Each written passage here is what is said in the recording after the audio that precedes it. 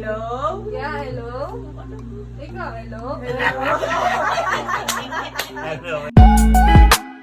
Sabado na naman nga at maulan. Alas 3 pa lang ata dyan pero kitang-kita nyo naman yung langit, ang dilim. Si Mr. Cortez pala ang driver natin for today's video. Kaya naman passenger princess ang peg natin for today. Hello! Hello ka? Hello!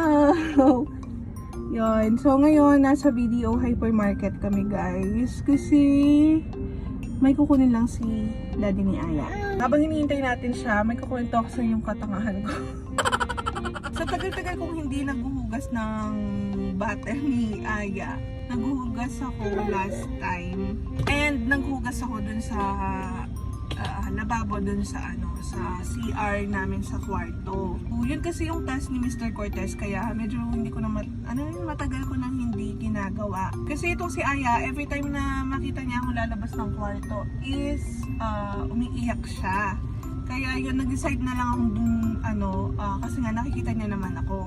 Diba kasi yung mga chupon is transparent. Gamit akong parang timba na panghugas. Tapos na ako, nose ko yung tubig dun sa bowl. Without knowing na meron pa pala siyang chupon doon na 3. So, ang nangyari mga mima na flash. Meron natirang isa, kaya ngayon yun. Kaya ngayon, kailangan namin bumili ng bagong chupon or bottle. Hindi nga pala kami nakabili ng bote sa Hyper, kaya naman sabi ko sa magalang na nga lang kami bibili. Hindi ko pa pala nasabi kung saan kami pupunta dyan. Uuwi nga kami ng Arayat sa bahay nila Mister. Huwag nyo nang pansinin yung boses ko mga mare, oo may sipon kasi ako. Tinalang talaga at medyo okay na yung daan dito, kaya naman hindi nakakatamad magbiyahe. Ilang minuto nga, ayan, nandyan na kami sa Pandakaki. Bagya ng bagya talaga, malyari na kaming magbagyo ng driver ko. Sayang naman at di kita si Mount Arayat dahil nga makulimlim ngayon. Pag kasi talaga umuwi kami ng Arayat, ito talaga yung isa sa mga inaabangan ko yung view na to. Diyos ko, yung anak ko, meging geng-geng na yata. Ito pa namang si Aya, mabilis niyang makopya yung mga nakikita niya talaga. Nakita niya nga lang ng ilang beses, ay alam na nga niyang gayahin. Kaya naman pwedeng magpayakit kamuritan kaya nga nakaini. Pero kahit papano, talaga namang tawang-tawa ako sa batang to. Paano, ang dami niya talagang natututunan. Big girl na talaga. Andito na nga rin pala kami sa Baku-Bakung daan, kaya alam nyo na, malapit na kami. Pagdating nga namin, tingnan nyo naman tong batang to, nagpapakitang gilas na. Ano yung kayabang?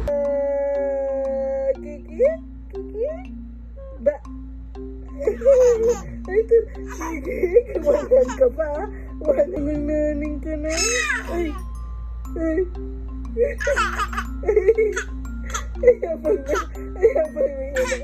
Sakto rin naman, dumating na si Tita Kinya, kaya naman ayan, for the laro ang bata. Wala talaga.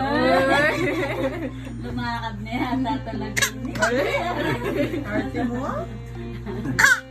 Sulit na sulit talaga tong phone toy na binili ko kay Aya. Sobrang dami niya nang natutunan sa ilang araw ko palang nabibili sa kanya yan dahil nga educational toy na rin ito. Sa mga may gusto, check nyo na lang yung showcase ko or yung comment section below. Hello?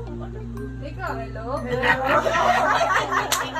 Tignan nyo naman, gaano kasaya yung mga in-laws ko dahil kay Aya. Sino ba namang hindi matutuwa sa bibong batang to? Diyos ko. Pagka mamaya nga, chinek ko itong si Mr. Cortez. Uy, tamare, may lagnat ya. Kulang yayata ang kispirin ng pong yakapsul. Uy, char lang. Kaya nga at na-cancel yung lakad namin. Meron kasi kaming usapan dyan na kinabukasan ng umaga ay kakain kami dun sa dati naming pinagkakainan na anlilugaw. Pero okay lang mga mare kasi pagising ko, bumili pala ng almusal si father-in-law at lugaw nga to. Babawi na lang kami sa Andy sa susunod kapag okay na talaga si Mr. Cortez. At ayan, meron pang ang pandesal with cheese kaya naman talagang solve na solve. Tingnan nyo naman, napakabibo talaga ng batang to. Kaya naman kahit saan kami mapunta ay nagbibigay talaga siya ng saya sa mga tao. At tignan nyo naman, gaano siya kalambing sa tatay niya. Ay naku anak, thank you Lord talaga at meron kaming ikaw. O siya, yun lang. Thank you for watching.